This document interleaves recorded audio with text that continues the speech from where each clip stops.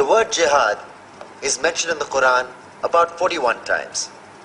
The words mercy, peace, and compassion are mentioned about 355 times. Yes, come in.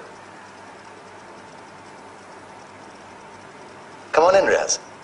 Sit down, please.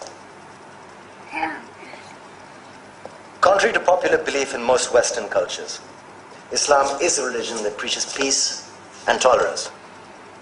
Yes, Patricia. If Islam truly is a religion that preaches peace, then how come the world's most troubled spots, the West Bank, Afghanistan, Pakistan, Iraq, they're all plagued with Islamic terrorism? Well, that depends on your definition of terrorism. Some might argue that the US invasions of countries like Iraq and Afghanistan are also acts of terrorism. No, those were acts of war to get rid of despotic regimes. Or a means of getting at a country's oil.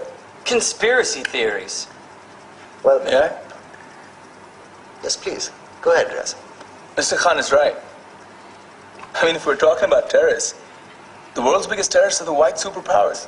Come on now. No, really, stop and think about it. Explain 9/11. Okay.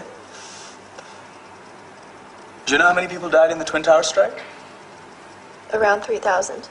And do you have any idea how many people died in the bombing of Afghanistan? Take a wild guess. More than 15,000 people died. And that's just conservative figures.